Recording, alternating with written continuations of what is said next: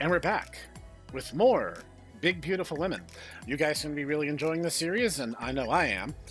And we've kind of gotten to the point where no one's story is able to be driven forward. Like, everyone's giving us the generic, my relationship with them got a bit better message, except June, who my courage is actually too low to see the movie that she and I were talking about last time. So everything's kind of at a standstill, so I've just been leveling up my stats. And now we have a story event. It's high time to learn about everyone's favorite subject, math. The entire class groans. Now, calm down. This is actually relevant. Let's say there's a woman who weighs 60 kilograms. Okay, I'm interested. Then one day she doubles in height. Does anyone know how much she would weigh then? Well, I kind of talked about this before. There's a thing called the square cube law. You square something's size, you're actually cubing its mass.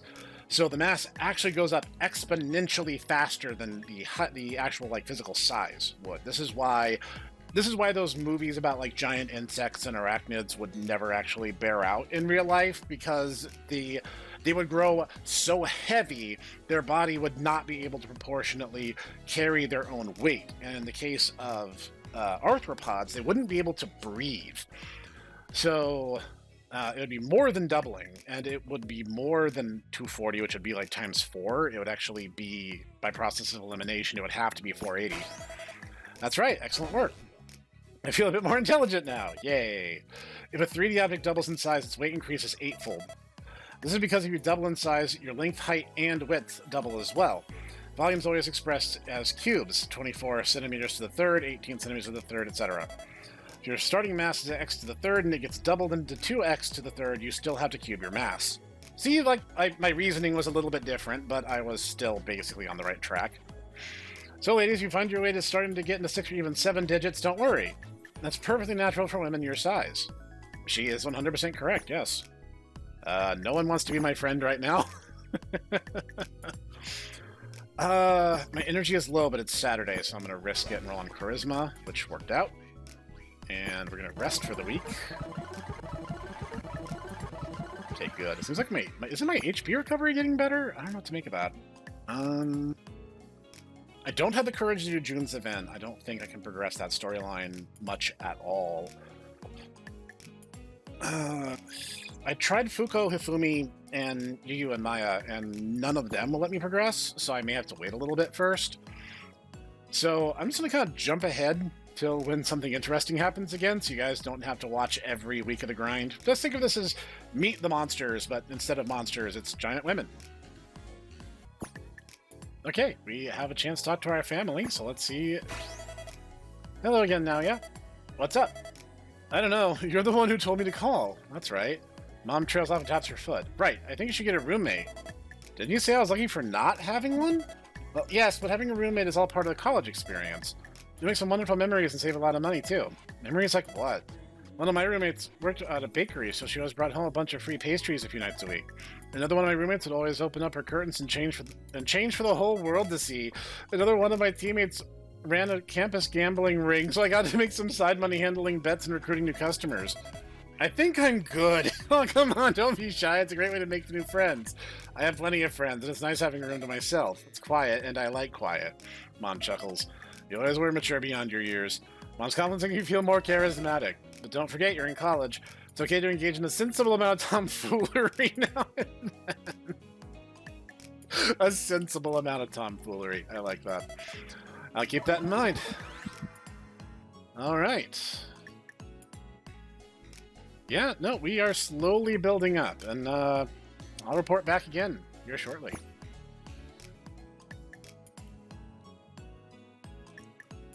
Now, some of you may have noticed a giant tree on the hill overlooking the school. I admit it's got a bit of an odd shape, but I swear the staff hasn't landscaped it like that. It's called the Mugen Tree. According to legend, if you confess your love to someone under the Mugen Tree, you two will be together forever. A student raises his hand. Did the Jotun Tourism Board make that up? Good question. Anyway. Yeah, that's a hard yes. Please buy some Mugen Tree postcards and bonsai plants if you're interested in supporting the local community. You can also submit a design idea for our mascot contest. Professor continues rambling on about the Mugen Tree. A lot of girls in class start getting goo-goo eyes. Some even glance at their classmates or nudge their boyfriends with their shoes. One more thing, if you're a student, you have to confess to her under the tree on graduation day or the spell won't work. Why? Do not question the divine, it brings bad fortune. The professor starts rambling about botany.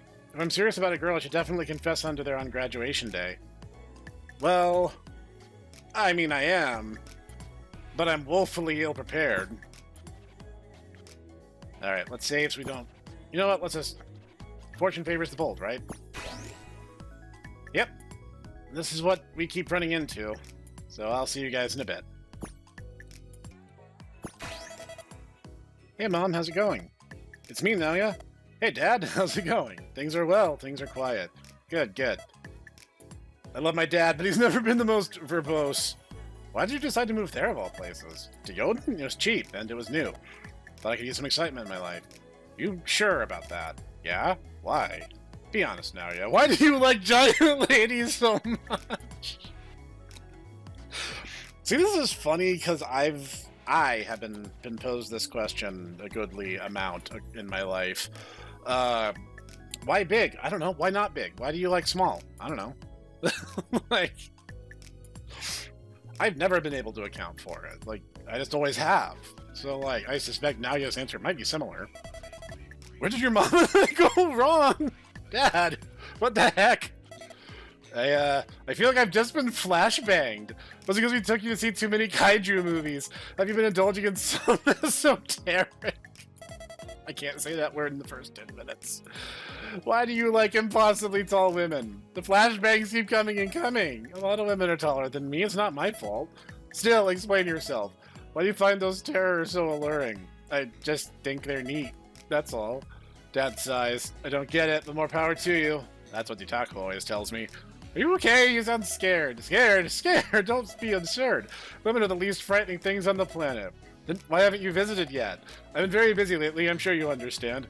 Sure do. Dad and I talked for a little while longer about mundane things. Never knew that I'd be a braver man than my dad. Finally better than him at something. Feels good. I feel more charismatic now. Okay, story time. It's almost the reverse for me. Like, my mom was always the quiet one and my dad was always the talker. And, like, here's a thing about the men of the Snek family is I don't know what the upper boundary is, and I've never seen it fit to ask, but all of us seem to like women on the big side. Just all axes, you know? I'm just saying, there could be a genetic component. I'm throwing out ideas. I have no earthly idea. Much like I don't know if I'm actually progressing or not. I kind of feel like the character events not happening makes me a little anxious. But I'm going to keep raising my stats, and we're going to see where this road takes us. Alright, we got another event. A free weekend, what to do? I could dust off my figurines, or I could catch up on all those manga volumes I bought. Or I could just sleep. I stretch and yawn. Actually, I just slept like twice in a row before this event queued up because my energy was getting low. I haven't been sleeping well. I turn off the lights, plop back into bed, and close my eyes. My eyes shoot awake and I turn to my phone. Fuko's calling me. Not texting, calling. This must be serious. Put the phone to my ear. Everything alright? Amigo, are you busy right now? Fuko's voice nearly launches the phone out of my hand. Not particularly. What's up? Are you home? At work? At school? Where are you? I'm home. Why? I'm on my way. Don't you go anywhere. Whoa, whoa, whoa, hold up. What's this about? There's no time to explain. The others shall congregate as well. See, Fuko hangs up and my room falls silent once again. Ba-toom. For only a few seconds. I hear something booming in the distance. It's getting closer. And it's getting closer. And it's getting closer. Amigo! Fuko's eyes gazes through my apartment window. My entire body freezes up. I know it's her. I know she would never hurt me. So then why does my body refuse to move? Come with me. Fuko reaches to my window, pulls me out of bed, and starts walking through Jotun with me firmly grasped in her hand. She's moving with purpose. Her posture is upright, and each step drips with confidence. It looks wrong. What's this about? I want to make a movie. Why? Because it's fun. Don't you like fun? I do like fun, but making movies isn't fun. It's hard work. There's a reason why people get paid to make them. Please, it can't be that hard. With modern technology, anybody with the passion and an idea can make a blockbuster. Never seen her this enthusiastic about anything. Her energy is infectious. Can't say no to her at this point. If you say so. I shrug. Not like I have anything better to do. What's this movie going to be about, anyway? Fuko approaches the Giga Burger and I see Ifumi and Yuyu sitting at a table and Jun and Maya ordering in the distance. I'm just saying, dipping your burger in pork broth is weird. No, it's not weird. It enhances the flavor. Okay, everyone, go to the comments section and tell me, is dipping your burger in pork broth weird? Yes or no, and why? Wouldn't it make the burger super soggy? It has nothing worse than a burger with soggy buns. Soggy part is where the flavor is. Greetings, femoids! I have returned with our little co-star. Fuko strikes what she thinks is a cool pose, extending her arms forward, and presents me to Ifumi and Yuyu as if I were a key item. Hey, yo.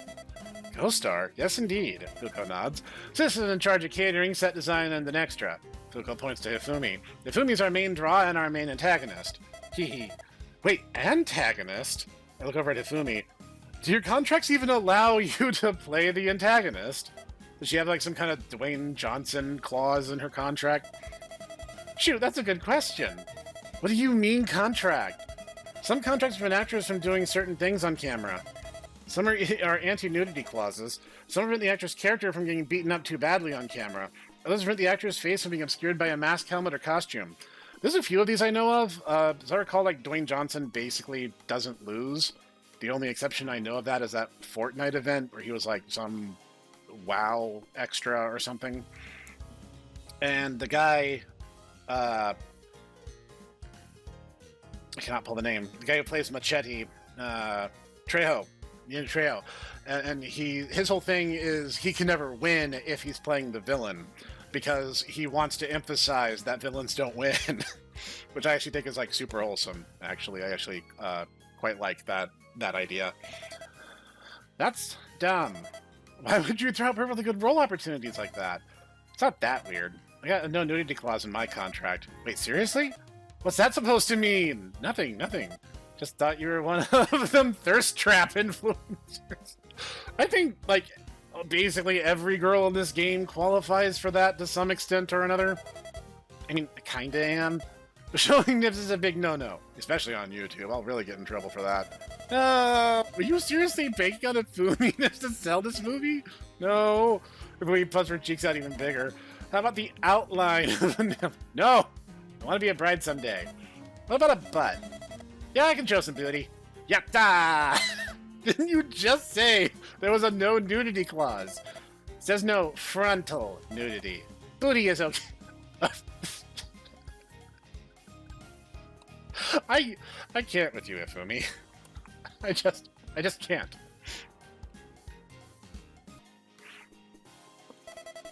Do you really want strangers looking at your butt? Girl, what are you talking about? Your cheeks are always out. No, they're not. Yeah, they are. You're joking. Yeah, I think John Racklin actually said that Yuyu is the booty girl. And that's why her hips are, like, gigantic. Nope. Yuyu's head swivels towards Fuko. Sis? Do my shorts appear small? Is my rump exposed? A little bit. Be more specific, Fuko. How much of my butt have I been showing off? 30%? That's way too high. I think 30's lowballing it a little.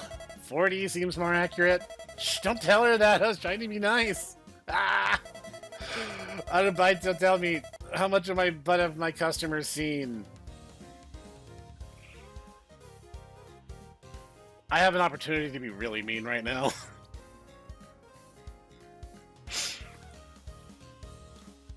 I mean, like, on the one hand, Yuyu has so much hair that plausible deniability could be at play here. On the other hand, like, she has it tied up, and ponytails would just naturally obey gravity, so it would kind of fall off her shoulder more than her waist. Like, Fuko is more likely to have her rump covered by her hair than Yuyu is, given how their hair is done. I mean, this is just physics. Also, it's going to be way funnier when I say, your whole booty ass is out. No! Yuyu starts pulling her hair. Why didn't anybody tell me? We thought you knew. Yeah, how could you not know? Uh, ah. But really, though, if you're that self-conscious about your butt, why don't you wear pants? I like shorts. They're comfy and easy to wear. Damn it, John Raccoon. That's funny, though. But I only looked decent 2 weeks ago. Damn, things are shrunk in the wash again. If only Fuko and I all glanced at each other, maybe your butt just got bigger. That's impossible. How? You eat nothing but ramen and beer. Yeah, but I'm on my feet all day. Yeah, see, that's a funny thing, Yu, is that women who are kind of chubby and then also start developing muscle underneath, it just makes them thicker. That doesn't magically go away. Walking around all day is great exercise for your glutes. How big are those hips anyway? I don't know. Why would I know? Who would even waste time measuring her hips any? About 7 meters around. Fuko! I cannot fathom why. But knowing you use measurements makes her hips so much. I make a mental note of the date and her hip measurements. For research purposes, of course. June and Maya soon return with a variety of burgers and a platter of fries. Everyone starts digging into their burgers. Well, except Yu. With a trembling hand, she removes the buns from her burger and starts eating the patty and vegetables. What's wrong, Yu? Did they burn your buns? No, I'm just trying to lose some weight. But why? You're already so skinny. Like, yeah, Yu is the skinniest girl here. I'm not. My butt's getting huge, apparently. Huh? Maya looks up Yu's ponytail. Oh, wow, it is! Congratulations! There's nothing to congratulate! Of course there is! Maya proudly pats her own thigh. Boys these days like girls with a little extra.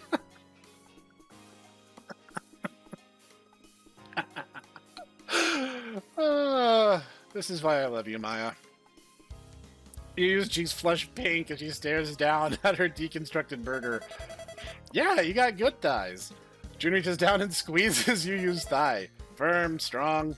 She nods after eating a fry. You'd be awesome at kickboxing. Yu's trembling lips curl into a soft smile. She reconstructs the burger, dunks it in the broth she made from home, and takes a huge bite. Ha. Do you always bring broth with you? Yu's too happy eating to respond. June dunks her own burger into the broth and takes a bite. Hey! Damn, that's pretty good, actually. Really enhances the flavor of the meat. Yu smirks before munching down on some more fries. Do I get anything? Maya slides a tiny burger over to me. I got you the micro set. I'm not micro. I look inside the bag and see a standard order of burger and fries. Just the way I like it, too. 2 meat patties, 6 slices of tomato, fresh lettuce, and dripping with 1,000 Island sauce. Okay, I'm not big on Thousand Island sauce, I'll be honest, and lettuce has a texture that makes me want to vomit. But everything else, yeah, I can work with those. Mildly salted, still hot fries. But thank you. I take a bite of the burger and enter Flavor Town. What are June and Maya doing for the movie? June's the protagonist, the eponymous Kung Fu maid. Uh-huh. Fuko points to Maya, and Maya will be the Mecha Mama, loyal servant of Hifumi. What are you? Me? I'm a jobber.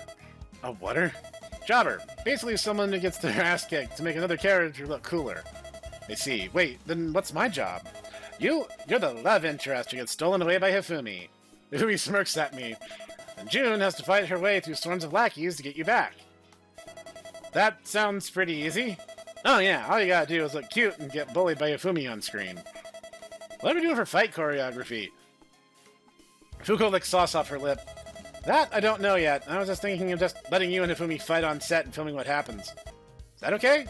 I don't know, that sounds a bit dangerous. Yeah, like, they're both athletic. I mean, you can look at June and tell right away she's gonna be strong as an ox. Hifumi is at least a cheerleader, so she should at least be used to, like, aerobic workouts, but she doesn't exactly have the physique of a boxer, let's say. Don't worry about it, it'll just be like wrestling. I'll teach you all the throws, how to sell, and how to keep each other safe. I won't hurt ya. Aw, thanks, Junie. But how's this movie gonna start? I was thinking of a flashback sequence of you and Hifumi at a martial arts tournament when you were kids. It's a grand finals, and it's a close match, frighteningly close. The two of you are drenched in sweat and can barely stand. But then Ifumi strikes you down with the technique you taught her in the first place. June narrows her eyes. Sounds fun to me already. But how are we going to film the flashback sequence? We're a little bit too big and too developed to be playing kids. Details.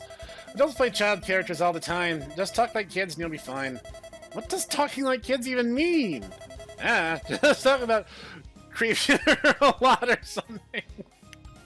I keep, like, that throws me off so bad because I'm so used to, actually, like, it's reference to Pretty Cure. It's like every time I see Crepier, I'm just like, what? Throws my mind off a bit. I already talk about Crepier a lot. Fuko laughs heartily. Then you were born for this role. Do you need me to sew a gi for Hifumi for the flashback sequence? That won't be necessary. Hifumi can just use one of mine. I know, it might be a little small on me. I'm taller than you. It'd fit just fine. Yeah, for now. Fumi's smirk only grows bigger. What if I have a little growth spurt during the filming? Like, that'll ever happen. June resumes eating to obscure her face. You're probably done growing by now anyway. So, after this flashback, what happens then? Fuko points to Yu. The dojo master is set to announce a successor to the dojo. The Kung Fu maid assumes that she'll be named successor, but Ifumi gets the title. June assumes foul play, so she challenges Ifumi to a duel. Ifumi starts unleashing dragon magic during her duel and completely sweeps June. Ifumi and June exchange glances. Ifumi seems pleased. June, not so much. What do you mean when you say dragon magic? Using practical effects? Pyrotechnics? No way in hell are we using pyrotechnics in my store! Relax, it'll all be digital effects. Your computer even handle those? Of course. Fuko looks at everyone around the table. Anyone object? Everyone shakes their heads. Excelente!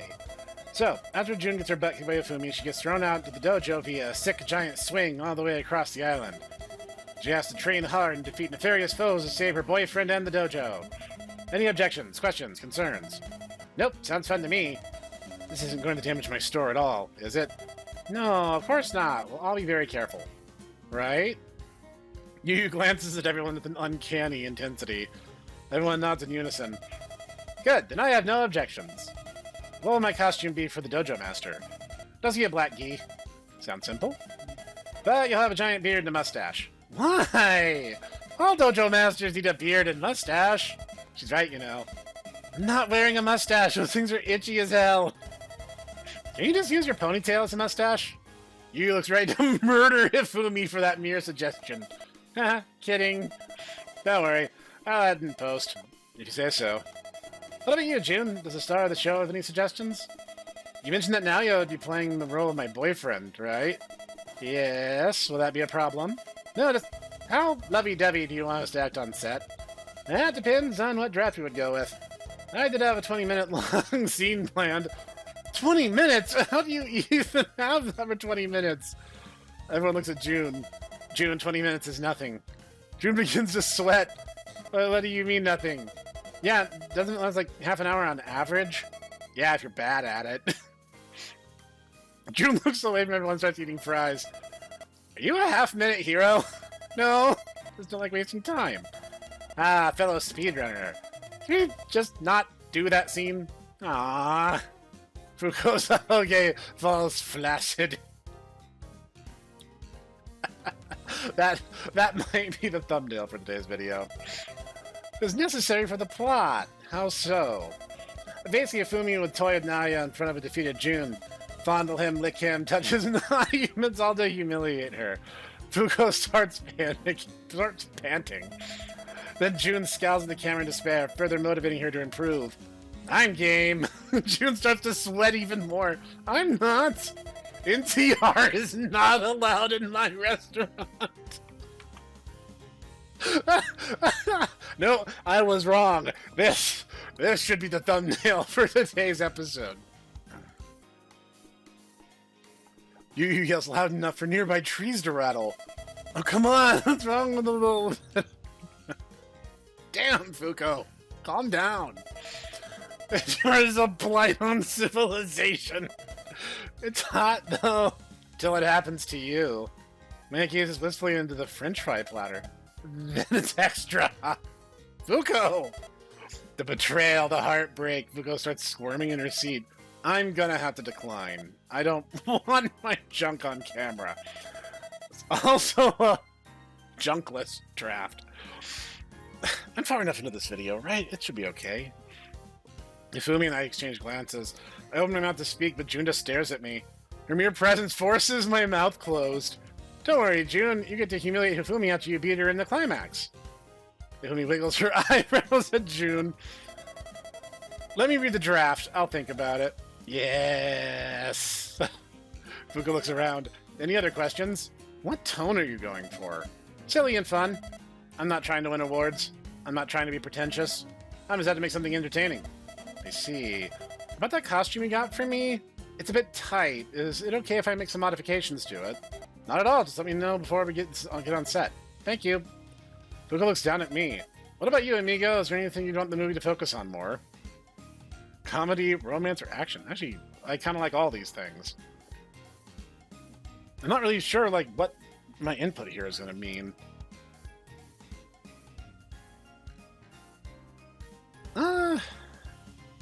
You know, I'm a comedy guy. My favorite movie of all time is Airplane, so I'm gonna say comedy. I definitely want to focus on making the movie more funny. Why is that? Sounds like we're making a B movie. Might as well go all the way with it.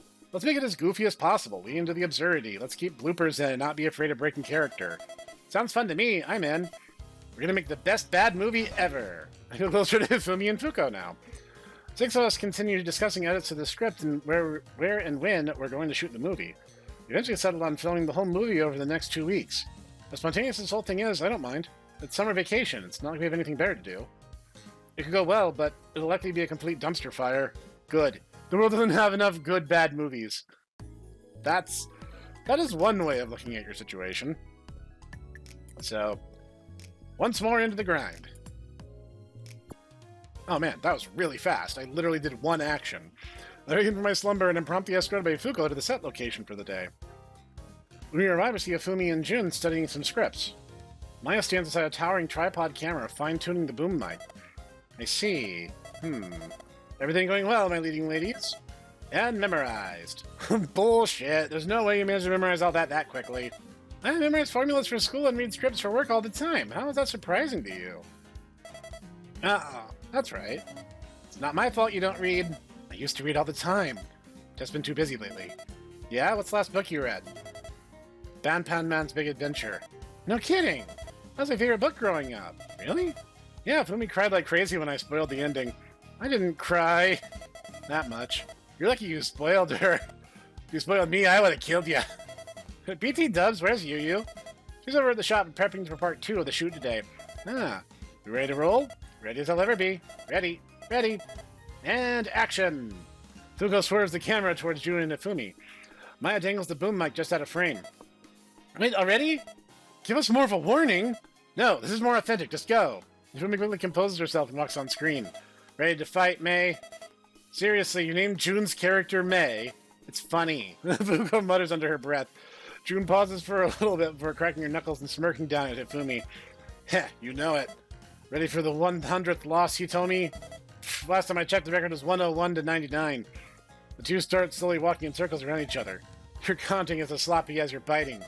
Biting? Cut! Fuko stops recording. Whoops. Take it from the top. Jun and Fumi repeat their scene. Ready for your 100th loss, Hitomi? Last I checked, the record was 101 to... Cut! Come on! What happened? You're supposed to say 101, not 101. Oh, whoopsie. Script just says 101. Oopsie me. Let me fix that. Fuko opens the script on her phone and quickly edits it. There we go. Author's note added. Again. Ifumi and Jun repeat the scene. Counting as sloppy as you're fighting. I'm gonna win this tournament. Jun clutches her fist. Then I'm gonna win now. I'll make you eat those words.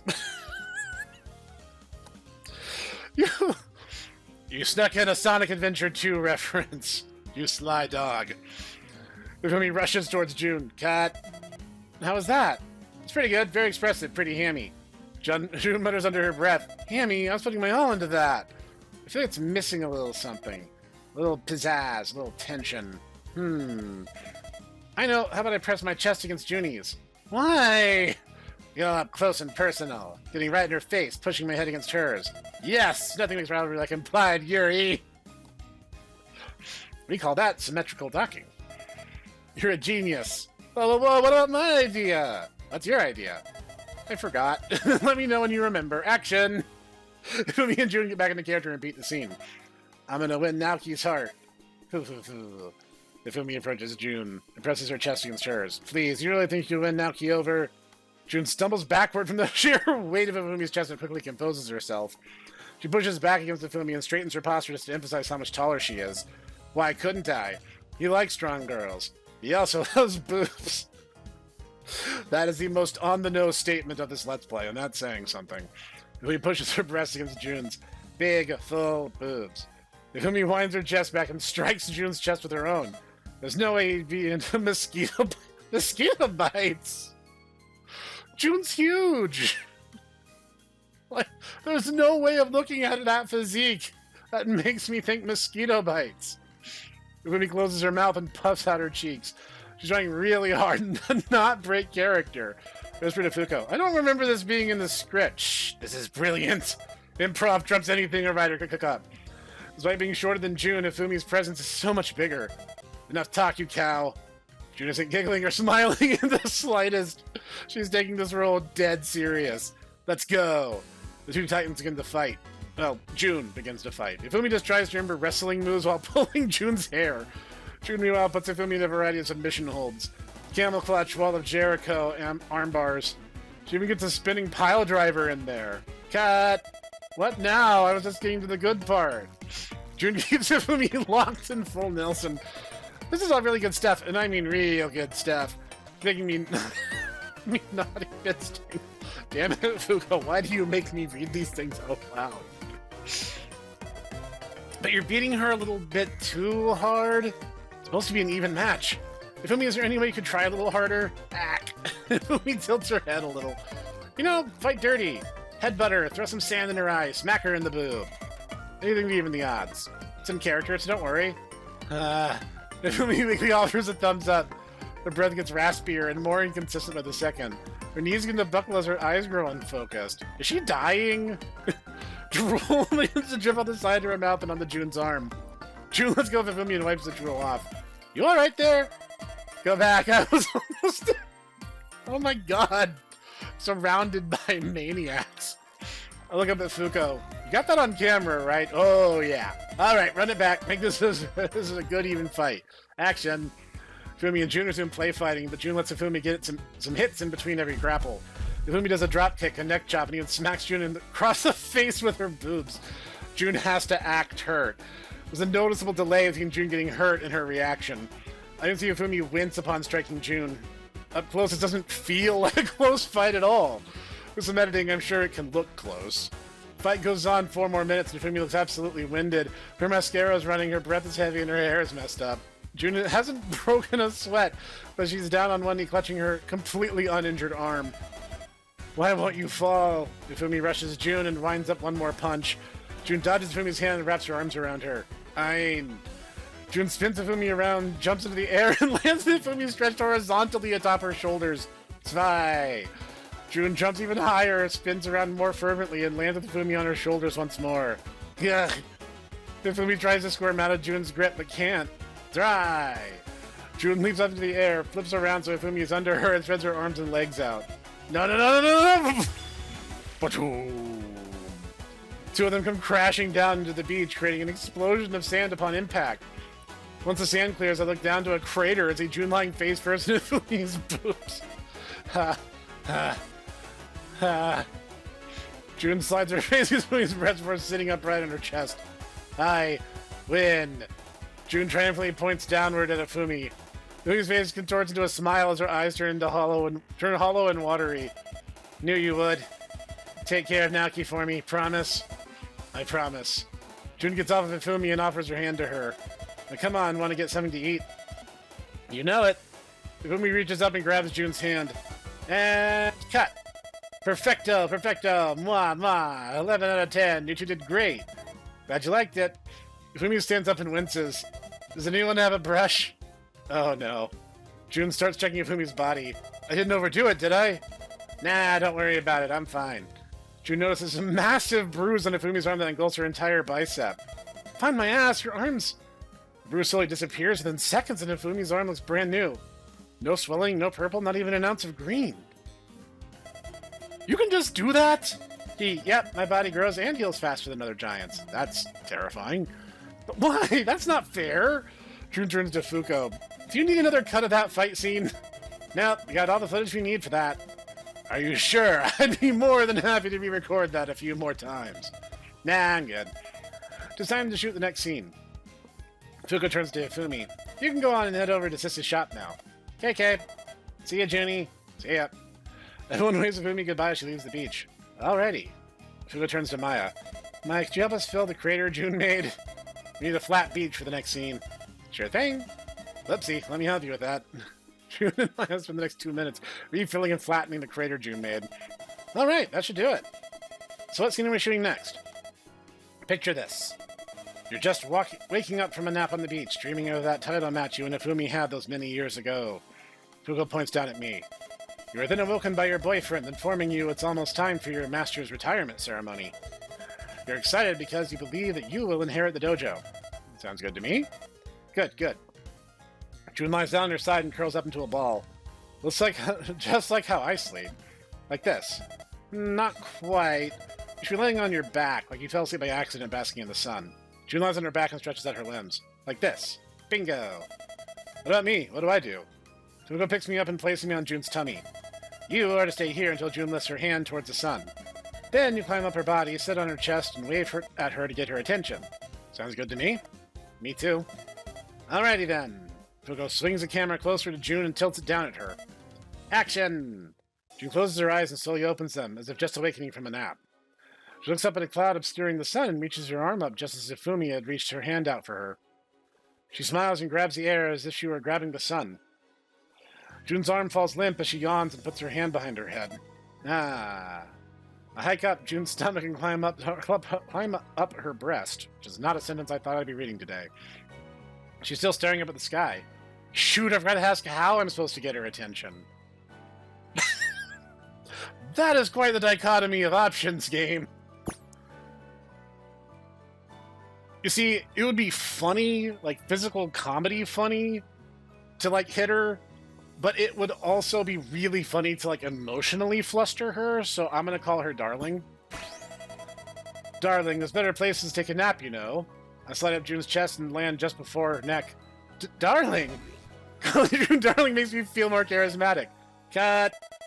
June, I appreciate you getting into the role, but I don't need you to be horny yet. Save that for later. Think you can do that for us? Certainly.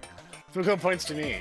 And you, why are you going off script? The script never said how I was supposed to get her attention. Eh? Fuko opens a script on her phone and scrolls through it. Gee, whoopsie, thanks for catching that. Fuko's thumb moves across her phone and the screen at light speed. Okie dokie, that's fixed now. Just sit on her boob and wave at her. Keep the dialogue the same. Got it. Action. Fuko picks me up, seats me on June's breast once more, and slides behind the camera. There's better place to take a nap than on the ground, you know. June's eyes widen a little upon seeing me. This time she looks mildly amused rather than ecstatic. Hey, Naki. June rustles my hair with her fingertip. Did you have that dream again? Yeah, what gave it away? You always look so happy after having that dream. You'd be happy too if you landed a Gigas breaker. What brings you here? Your sensei's retirement ceremony is about to start. Don't tell me you forgot. Yeah, that's today? Yep, starts in 20 minutes too. Oh no, no, no. June quickly gets up, causing me to tumble off her chest and flop onto the sand. Thanks for reminding me, I owe ya. June runs off inland. And cut. Fuko claps her hands. Excellent work, you two. Ow. I rub my lower back. Are you alright? Yeah, I'll be fine. I look up at Fuko. Did you get that on camera, at least? Oh, yeah. We'll dub a funny scream over it, so don't you worry. Oh, good. I'm gonna get Wilhelm screamed. That's just what I need. Good. Do you need to shoot that scene again? Nope, dopal. We're good. Took me a second to parse that. Now, come. Let us depart for the dojo. The four of us head over to Yugiri Ramen and see a little cardboard sign that reads Dojo, haphazardly placed over the ramen part of the sign. It's also a lengthy notice taped on the door apologizing for being closed for the day. Features a chibi Yu for straightening yourself before customers. Tadaima. Sorry, I got my syllables backwards. We enter and see the place completely empty with all tables and chairs stacked along the back of the house.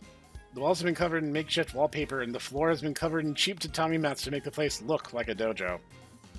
With everything moved to the back, the place looks far more spacious. There's plenty of room for 3, maybe even 4 giants to get into a fight. We see Hifumi and Yu reading over the script in the center of the restaurant. Did I get that right? I think you need to sound older. More withered, make your voice more raspy. Like this? More. Like this. More, make it sound like you smoked 3 packs a day for 30 years. So I see dust shooting out of Yu's mouth. Looks like she just ate a mummy. I admire your dedication, but that won't be necessary. Good. Yu coughs. Now it's killing my throat. Is there something you want me to sound like? Just sound mature and experienced. Serious, refined, no nonsense. But cool and calming like a bag of ice on a hot summer day. I can do that. Alrighty. Fuko starts dragging Jun, Hifumi, and Yu to various spaces. Yu is seated towards the back wall. Jun, Hifumi, and I are all seated in a line facing her. Action! Fuko slips out of frame and focuses the camera on us. Maya dangles the boom mic just under the ceiling. Hitomi, Mei, Naoki, you have all been superb students, and I'm truly blessed to have been your sensei for all these years. But it's finally time for me to retire. There's nothing more for me to teach you. The sensei, who will take your place? I decide that Hitomi shall succeed me. What? Jun slams her fist against the tatami mat, causing the entire building to rattle. What is the meaning of this? I simply found Hitomi's skills to be extraordinary. I studied you day and night, fasted, hiked up and down mountains. I even committed tax fraud for you! Of course. This is how you repay me. I'm not denying your dedication. I truly appreciate all that you've done for me. It's that Hitomi's skills surpass yours. Liar! Liar! Jun rises to her feet and points at Hifumi. Get up, show me your strength. Jun stomps the ground, takes a wide stance, causing the lights to flicker. Take it easy. Yu breaks character and whispers, if you insist. Hifumi gets up and starts unwrapping a bandage on her arm. They tell me you mustn't use that power. Are you going to stop me? Yu almost seems to shrink from Hifumi's presence alone. What if Hifumi could steal the girl's height? Wouldn't that just be hilarious? Now are you okay? Hifumi stands up and assumes a similar pose to Jun. Go on, make the first move. I dare you. Jun commands as I'm still seated between them. If you insist. Hifumi reaches down and lunges her hand towards me. Yoink! Don't you dare! Jun dives down and reaches for me as well. Okay, if I'm staying in character, it would make more sense to dive towards Jun, but it would be equally funny to dive towards Hifumi. When I'm trying to marry Maya, I have no dog in this fight. You know what, I'll stay in character. That would be the proper thing to do, because otherwise Fuko will get mad, and when Fuko gets mad, things get weird. I believe he moves on pure instinct, jumps right into Jun's hand. Jun snatches me up and smiles down at me. You alright there? I nod. Yep. Here. Jun puts me on a chair on the edge of the frame. No one will hurt you over there. She pats me on the head before returning to Hifumi. I feel closer to Jun now. Two giants start walking around each other. Jun looks ready to kill Hifumi. Wait, was that not scripted? Was I not, like, supposed to be in that frame? We really are a B movie. Jun looks ready to kill Hifumi. Hifumi looks like she can hardly keep herself from giggling. Sensei, if I beat Hifumi here, will you choose me as your successor instead? Sure. That's all I needed to hear. Yu raises her hand to the air, and the whole scene falls silent. Begin. Yu lowers her hand. Jun and Hifumi start going at each other. Jun starts throwing punch after punch after punch, all narrowly missing Hifumi. Hifumi is dodging with all the grace of a dancer until she doesn't. Hifumi dodges left when she was supposed to dodge right and takes a punch straight to the gut. Hork! Hitomi, are you okay? Eee. Hifumi's knees buckle as some spittle flies off her chin. She looks up defiantly at Jun. It'll take more than that to bring me down. Buster Wolf! Eh? You're supposed to jump backwards. Eh? Fireworks fly out of Jun's key sleeve and explode onto Hifumi. Oh! Hifumi flies backwards and plops onto the ground, causing some fireworks to hit the walls and ceiling. I swear I can hear some glass shatter in the distance. Fortunately, the embers died down before causing any more damage. Jun struts forward and stomps down Hifumi's... Jun, you're letting your real world of beef with Hifumi get in the way of your acting. Bleh! This is your successor, Sensei. Jun needs Hifumi's best in the circle using her foot. She can't even dodge a simple attack. Yu's eyes dart around the room looking for any damage. She was supposed to say something here, but Fuko's too scared to correct her. That makes two of us. Huh? Yeah. Ifumi reaches her hand upwards and punches June right in the groin. Ah. God, I'm not even a lady and that hurts. June doesn't Ifumi causing her breast to ripple from impact. June looks far more shocked than hurt. I don't recall that being in the script. Such dastardly techniques. I won't let you sully this dojo with those any lot. Die 10,000 deaths. What? Ifumi lifts one knee, starts floating over to June. How are you doing that? Ifumi grabs June by the collar of her gi. The lights go out for a few seconds, and the whole scene falls silent. June, make some noise! Make it sound like you're really getting hurt! Perfect, now get in position. I hear some shuffling around. Ready, ready, 3, 2, 1. The lights flash back on. She Shungoku Satsu'd her. Beautiful. She was out lying limp on the ground with a pained expression while Ifumi towers over her, her back turned towards the camera. Maybe this should be the thumbnail. How did you get so strong? Guess you're willing to sacrifice not only your time and flesh, but also your soul and blood for power. I am taking this dojo. Ifumi glances behind her back and smirks at me. And Naoki. Ifumi turns to face me and takes a step. June grabs Ifumi's ankle and stares up at her. I won't let you. He's mine, you promised. And what are you going to do about it? What? Get off me, weakling. Ifumi kicks June in the face, causing her to let go and roll over across the dining hall until she hits the wall. Ifumi picks me up with my shirt collar and walks back over to June. Whatever shall I do with you? Let go of him. June starts to slowly rise to her feet. Gah! Only for Ifumi to sit on her stomach and pin her back to the ground. You're so cute. Gosh, I could just eat you right up. Ifumi runs her tongue against me, coating my entire body in saliva. Good, good. Fuko, you terrify me in ways that I never knew possible. Fuko whispers, really twist the knife. Who are you? What do you mean? Hitomi doesn't fight like that. Who are you and what have you done with her? Aw, secret's out. Ifumi giggles like a spoiled villainess. I was looking forward to having more fun with you too. Ifumi slides her fingernails down June's side and ropes her hip. Okay. Guess I'll just have to kill you. Ifumi grabs June by the arms and lifts her over her shoulders with minimal effort. Can't risk letting my identity get out. Nothing personal. She begins spinning June around in a giant swing. She only gets 4 swings in before... And cut! Ifumi puts June down and dusts her off. Fuko claps enthusiastically. Holy guacamole, you guys were incredible! The tension, the drama, the fight choreography. This is going to be so much fun to edit. You guys are the bestest. Don't mention it. This has been super fun so far. Ifumi turns to June. Are you okay, by the way? I didn't hurt you, did I? Nah, barely felt a thing. I was way more worried about you. Nah, don't be. Ifumi proudly pats her boob. These babies are indestructible. Okay, I'll take that at face value. What about you, Yu? I didn't accidentally kick you or anything, did I? Oh boy. Yu remains silent.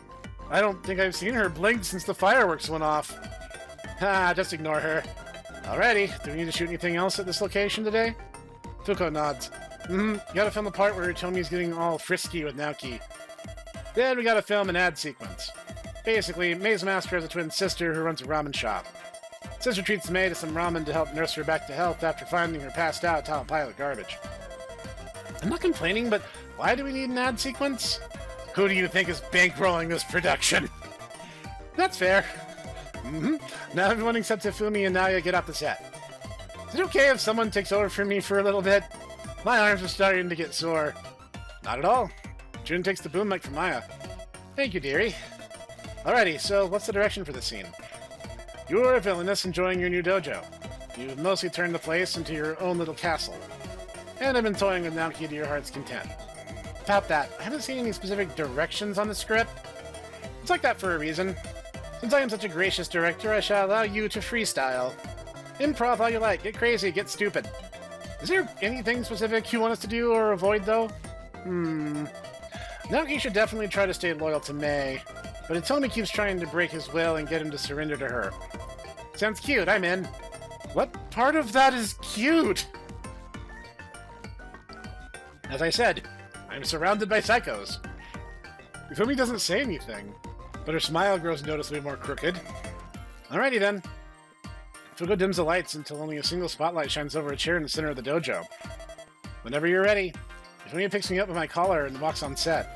Action! Ifumi sets me down on the chair and dangles me between her fingers. I finally have the dojo, and more importantly, you all to myself. This isn't like you, Itomi. Whatever's fighting you, you gotta resist it, please. You must understand. Ifumi runs her hand along her chest and squeezes it. Itomi invited me in. She wants me inside her as much as she wants you inside her. We're like an hour in. It's fine. Right. I'm justifying this to myself, one way or another. She's really getting into this. What? Oh, come now. You really didn't notice. All the teasing, all the unnecessary touching, all the time she insists on sitting next to you in class. You really mean to tell me you never noticed? Thought she was being friendly. Why didn't you tell me she's out of my league? Okay, all these I think are funny, but we're going to go for the naive hero route. It's like, I thought she was just being friendly. Oh, Naoki, why would you ever think that? Has any other woman treated you like that? No. Has May treated you like that? No. Ifumi cackles. Oh, Naoki, you're so oblivious, and that's what makes you so gosh darn cute.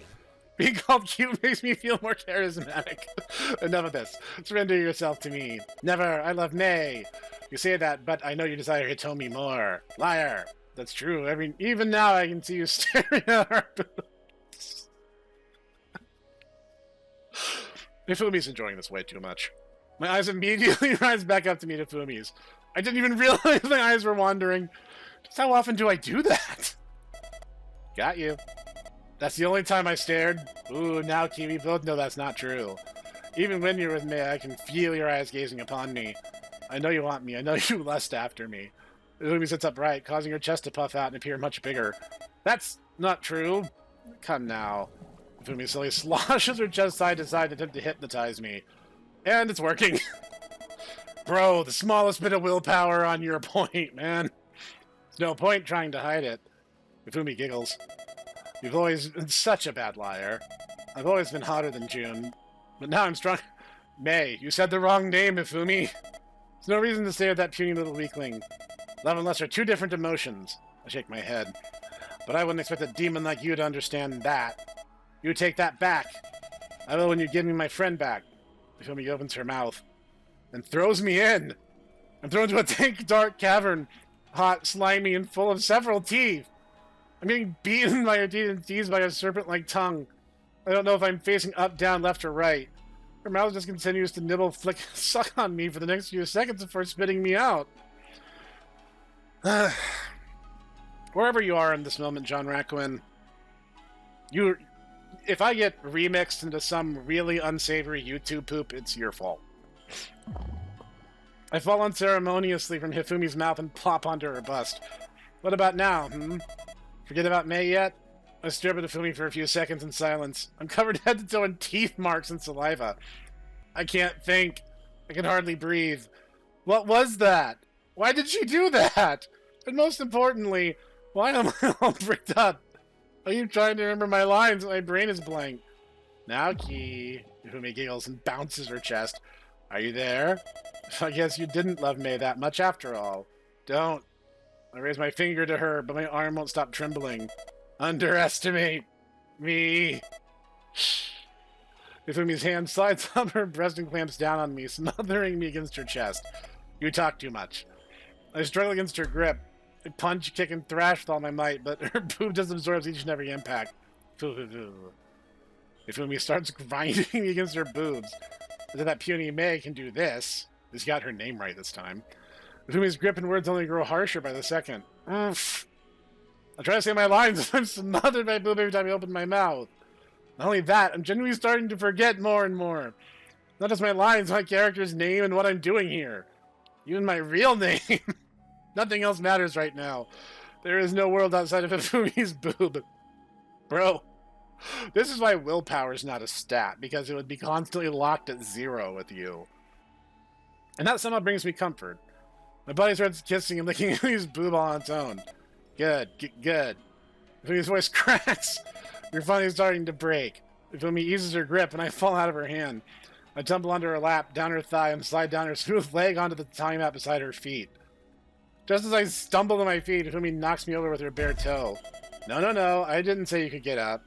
It just slides up and down over you. Ugh. Feet. Ugh. You must understand, as a Snek, not only are those weird and alien, they smell bad and they're not hygienic, and people don't wash them sufficiently. Feet are nasty, and if that's your thing, yeah, I'm judging you. I'm an hour into this. I've been judged enough in this series, I'm judging you now. Hee Fumi starts lightly stepping on me, trapping me between her worn sole and the cool ground. Isn't this just so nice? Fumi grinds my puny body against the tatami mat. You could have this all day, every day. All you have to do is submit to me. Fumi lifts her foot off me and rests it back beside me. I am completely disoriented. My brain has forged new connections and discovered new things that I really wish it hadn't. I lie motionless on the ground for a few seconds to try to catch my breath. Snaya, focus! Fuko's voice snaps back to reality. I stand up and see Fumi's foot hovering at my eye level. That's all I have to do. Fumi wiggles her toe. Declare your allegiance to me, and you'll never have to worry about anything ever again. You can be my plaything forever. No. There is no timeline under which I choose that first option. Sorry. I shake my head. I don't care how big or strong you are. I love May and only May. Now, Key.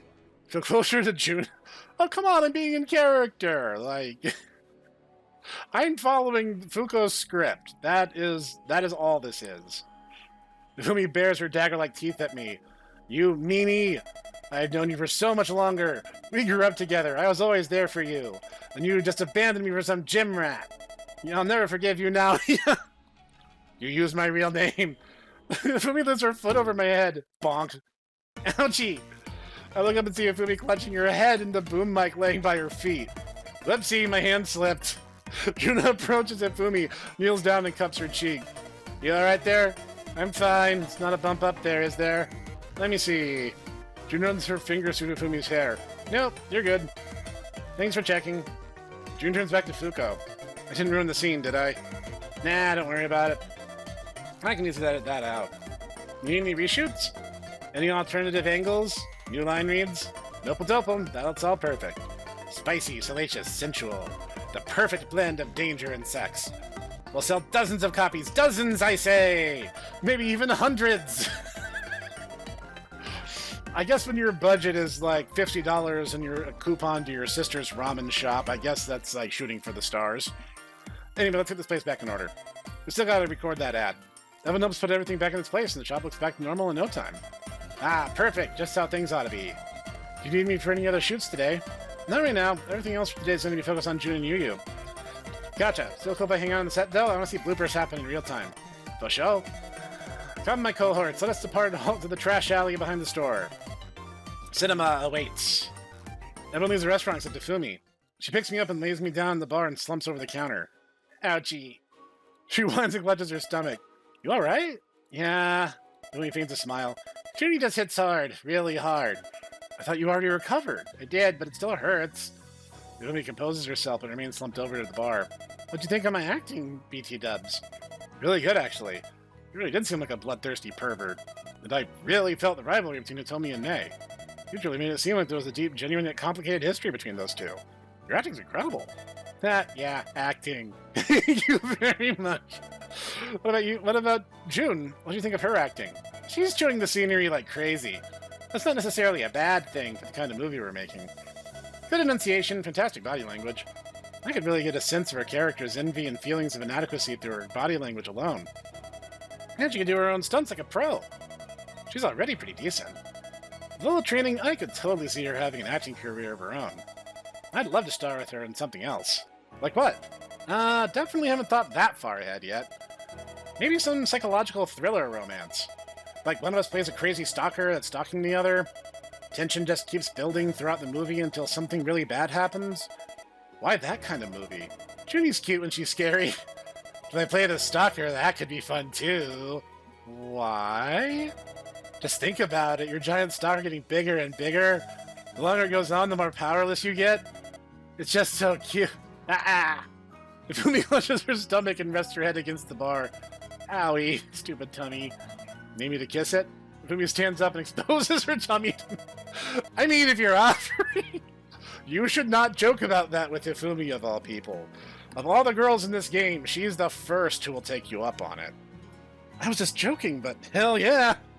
I approach Hifumi's tummy and rest my palm on it. It's warm, soft, yet strong. My palm starts wandering up and down her tummy. Like what you see? Yeah. You continue massaging your tummy while I'm feeling my body grow closer and closer to it by the second. You've grown so strong, so big.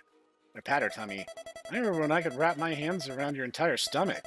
Yeah, you'd tickle me randomly or pick me up and spin me around. Think you could try picking me up again? You gotta be joking. Come on, please, be cute. Hifumi flashes her signature puppy dog eyes and bats her eyelashes. How would you even see? No. Oh no. Hifumi's stomach starts leaning against me. Her supple yet lithe stomach starts pressing down against me. What's going on? Gravity's getting stronger. Legs growing me. Oh, she's doing this crap again. Hifumi leans more and more against me. Her stomach presses against the entire upper half of my body. My arms raise and plunge themselves into Hifumi's tummy out of instinct. I push and push with all my might, but nothing happens. My hands just sink into her tummy and my knees begin to bend from her weight. Tummy hurts, can't stand. I take it back. After just 5 seconds of pushing, my body's already caked in sweat. You're a horrible actor. Who said I'm acting? Hifumi slowly grinds her stomach against me. Come on now, yeah, you used to be so strong. What happened? I squeeze her tummy with both my hands. Feels noticeably softer? You gained a lot of weight. Hifumi fully leans her stomach against the bar, trapping me under her delicious tummy. Alright, mister, you owe me 2 tummy kisses for that one. Hifumi overwhelms my senses and I kiss her tummy twice as requested. She doesn't feel any of them. She's too big. I hear a door creak open and Hifumi immediately jumps off me. I see Jun and Fuko re-enter the building equipped with the boom mic and camera, respectively. Welcome back, guys! No, keep doing what you were doing! Fuko pats her camera. That was great material. You got that on camera? Mm-hmm, on 8K. I slowly rise to my feet and start to gather my breath. Even though I'm free, my body already yearns for Hifumi's warmth and weight. Bro, it's a good thing that you have a freaking, like, magic watch that stops you from being, like, pulverized into dust. You okay, Pipsqueak? I point to Hifumi. Hifumi has a fetish for being picked up. Make of that what you will. No, I don't. Jun drops the boom mic and marches towards Hifumi. Come here. No. Hifumi backs away and realizes there's no exit. Time to get deadlifted. Jun grabs Hifumi by her side and her thigh and triumphantly lifts her over her head. Hi-ya! Hifumi covers her face and her body trembles under Jun's grip. Bueno. Fuko spins her camera to film the two. Damn, Hifumi, you're way lighter than you look. Jun starts lifting and lowering Hifumi without breaking a sweat. I don't think stuffed animals heavier than you. Eat! Hifumi squeals through shut lips. Yu re-enters the building and towers behind Fuko. So can we start filming the ad now? Yes, sis. Good. Yu pats Fuko's back and starts heading into the kitchen. Don't worry, I'll make enough food for everyone. It's time for a lunch break, don't you think? Mm-hmm. Yeah. Good. Yu grabs Fuko by the collar and drags her to the kitchen. And you can help me cook. No. Despite Fuko's cries for help, she doesn't resist. The sisters disappear into the back of the house, leaving me alone with Hifumi, Jun, and Maya at the bar. So, Maya and Jun both turn towards Hifumi. So did you always like to crush Namian with your tummy? It wasn't my fault, he asked for it. No, I didn't. I explicitly said no. Oh, so Hifumi's in the non-con. No! Really now? Not even a little bit. Not even a teensy-weensy bit. Hifumi's eyes begin flickering around the room, looking for an emergency exit. Her eyes eventually lock onto me.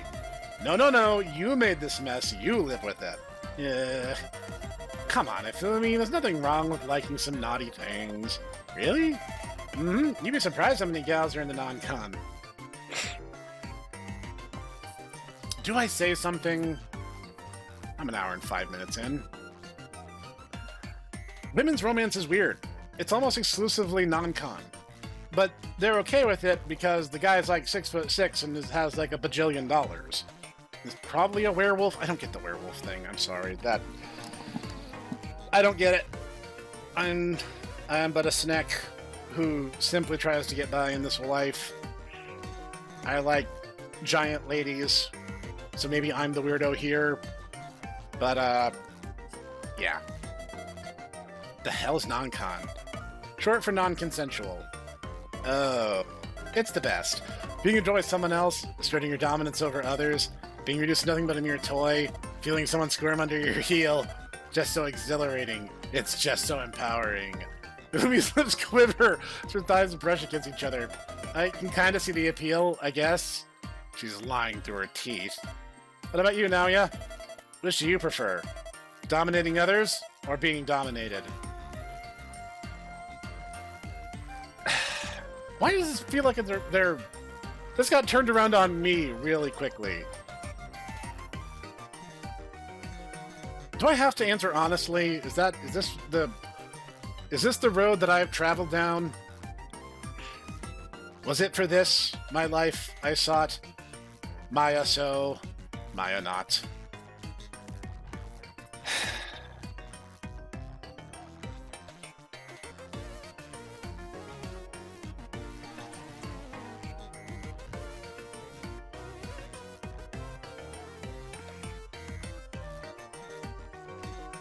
Okay, hold on. Maybe I can rationalize this away. Maybe I should give the answer that I think they want to hear. If Maya is more submissive, she'd want me to be more domineering. That makes perfect sense in this context.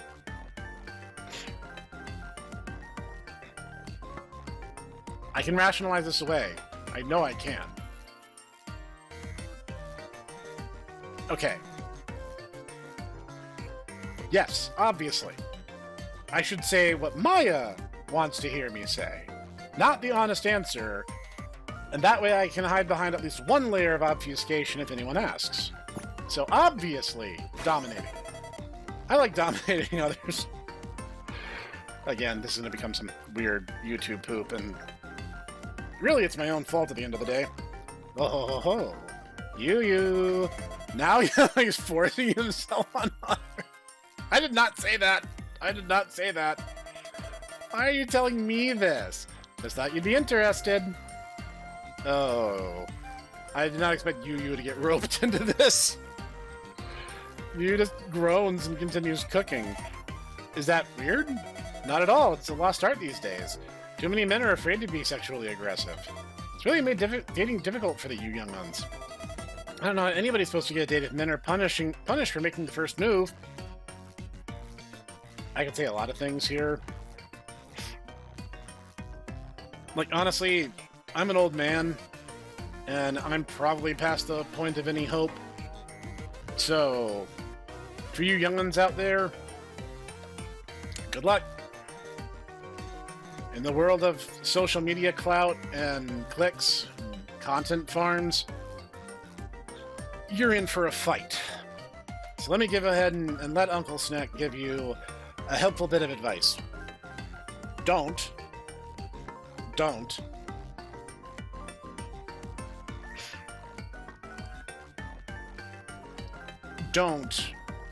approach barflies. You'll gain nothing from it.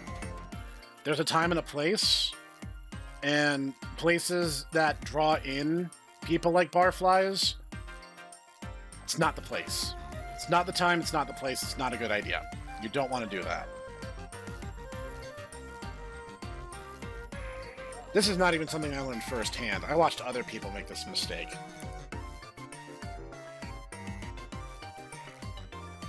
And my other piece of advice is don't. Yeah, that's basically it. Don't. If you see a gal you like, grab her. That's terrible advice, Maya. Are you trying to get me in trouble? Kiss her, hold her, make sure she knows how much you desire her. Yeah, that's a prison sentence, Maya. Even if I don't know her. That just makes it more exciting. It's on me and my hubby met. Maya! You're gonna get me sent to prison. I feel like that advice would get me arrested immediately. Thank you, now, yeah? You have a little bit of common sense now and then. Nothing ventured, nothing gained. Are you trying to bait me into committing a crime? Not at all. I'm just trying to increase the birth rate. You can practice on me or Yu if you need... What? Maya, the heck? I'm sure Miss Ponytail would have a great time. I hear something fall in the kitchen. Stop being perverts, I'm trying to cook. Your sister's the biggest pervert here, Yu. Maya winks at me. They look closer to Maya and Yu now. The three women continue talking about their increasingly esoteric fetishes until the Yugiri sisters return to bowls full of hot ramen and plates full of plump gyoza. Yu sets 2 bowls at the counter and 2 bowls at the table in the background. Alrighty, Ifumi, you'll be helping out with the boom mic this scene. You got it. Ifumi takes hold of the boom mic and lifts it just out of frame. Fuko plucks me off the bar and places me on a table by the back wall. You and Maya will be extras in this scene. Just sit back here and eat ramen and talk about whatever. Any questions? Nope. Start slurping down some ramen. Attaboy. Fuko wanders back over to June. Alrighty, now for the main event. Fuko reaches into Yu's ponytail and pulls out a hanger with a maid outfit on it. Maid time, maid time. Why do I gotta wear this dumb thing anyway? Well, you see, this maid outfit has been infused with the blood of Shuten Doji. Whoever wears it contains considerable strength that causes tremendous appetite and even their sanity if they are pushed hard enough. That's not what I meant. I mean, why does it have to be a maid outfit? Because it's Moe, and Moe is good. Therefore, if you wear this outfit, the movie will be good. That makes no sense. Come on, I think it looks cute. Fine. June grumbles and puts on the maid outfit. How's it look? You are really getting your mileage out of that. Moe. Moe. Moe. What even is Moe? Just ignore them. It's nerd talk for cute. Yu sits down next to June at the bar. Got it. Ready for the scene? June sits down and serves with a mouthful of noodles. I am now. Let's run it. Ichi, ni, san. Go. That's a Scatman John reference. Fuko takes the camera and positions it behind the bar so June and Yu are facing the camera. Maya and I are in the unfocused background, slurping on some noodles. Fuko and Ifumi are behind the camera. Everything is ready to go. Hajime! Ha, ha. June grunts before taking a swig of water. Your training is progressing well. In a few hundred years, you might be able to slay your rival. I don't want to slay her. You know, there's no way to separate the demon Tamamo from her soul. Once a demon has been bound to the soul, there's no way to exorcise it. Especially if the host invited the demon in. I don't care, I'll find a way. Even if it means sacrificing yourself? Yep. Not a moment of hesitation. Impressive. If there's one thing I can admire about humans, it's their resolve. What are we doing here anyway? Shouldn't we get back to training? I had to carry you here. You're not in any condition to train. That just means I need to train harder. June grabs her seat and tries to stand. You need to rest yourself. No, my legs might be wounded, but my arms will still work fine. June raises from her seat with her hands still clamped fast to her chair. I can walk on my hands. No, you don't. June tilts her head to the right, causing her behemoth ponytail to fly towards June and knock her back into the chair. Ow! Yu breaks her chopsticks and starts slurping up her ramen. Your body is dry, your mind is at its breaking point. You need to rest. Yu plucks out a lovingly lump of steamy noodles and holds them up to the camera. There's no better way to do that with some Yugiri ramen. Yugiri ramen? What's so special about it? June pokes at her own bowl of ramen. Does it come from the gods? You know it! Our noodles are blessed by Shinto priests every morning. Yu points at the camera. Our broth is as salty as you want it to be. And with so many toppings to choose from, you can have ramen your way every day. What? No way, I gotta try this. Some noodles and opens her eyes wide. This is... Yes? Magnificent. It brings me back to my youth. Itomi would have loved this. And kick her ass and bring her back here. I'll treat her to some on the house. Yu holds up a card with both hands. Anybody who eats here 10 times can get free ramen courtesy of the lovely Miss Yugiri. How generous. June leans forward. Is there a Mr. Yugiri? Not yet. Attention all customers, please fertilize my sister's soft-boiled eggs. She's running out. Fuko, the heck? You've been on a tear this update. I'm younger than you. Remember she's on camera and quickly composes herself. We're cutting that. No, we're leaving that in. Why? It's funny. It's funny. It's funny. It's funny. It's funny. Well, I suppose I can allow it. Humor does drive sales after all. But what if Itomi is a vegetarian? No worries, we got crisp, healthy, hearty vegetables and you can count. scallions, seaweed, corn, peas, bamboo shoots, bean sprouts, carrots, even kimchi. Yeah, that's unfortunate. You got special fried chicken ramen right now. 2 juicy tender drumsticks and a luscious soft-boiled egg in your ramen. Incredible. June tries a drumstick from her ramen and takes a bite. Mmm, delicious. Filling, too. That's just the start. Ramen has several health benefits, too. You starts rambling about various health benefits of ramen. I focus my attention back to Maya. She's happily slurping down her ramen. How's yours? Delicious. Reminds me of my college days. Really? Yeah, this and beer were all I ate during college. That doesn't sound healthy. Nope, but it sure was fun. Speaking of fun... Okay, that's interesting. Junie to Fumi, how are things with Fuko? How are things with Yu?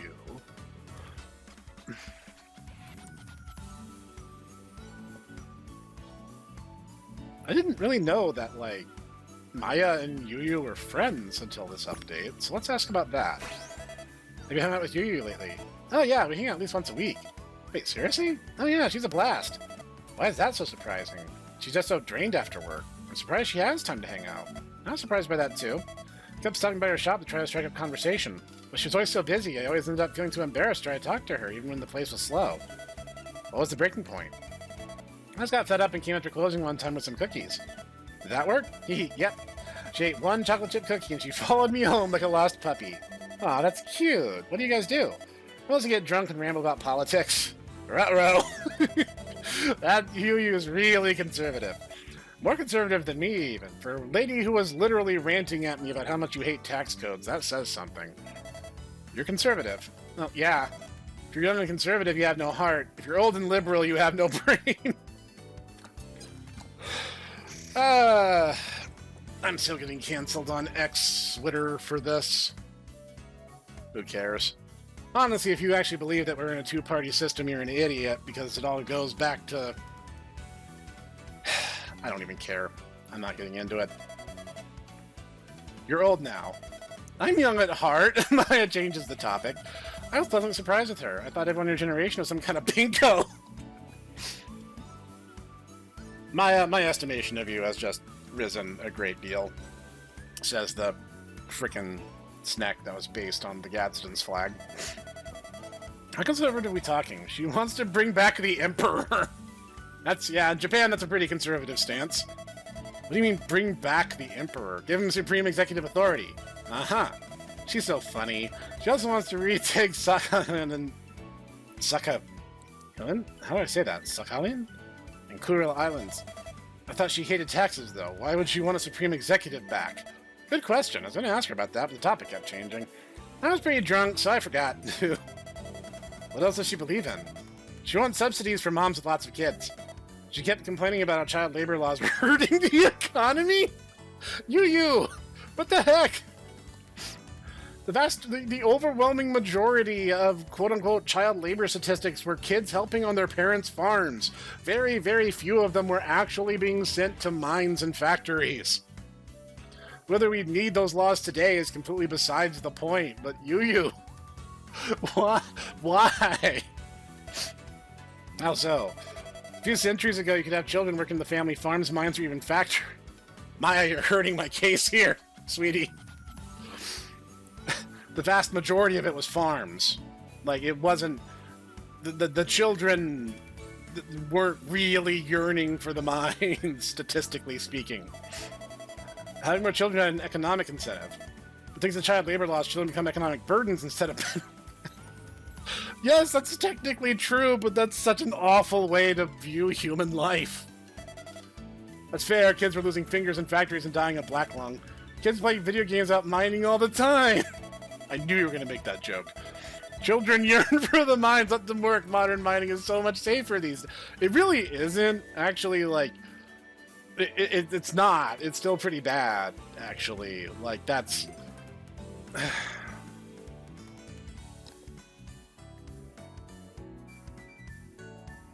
Okay, I have opinions on this. If I haven't been canceled after the last episode, I guess I'm probably not going to be canceled for this one.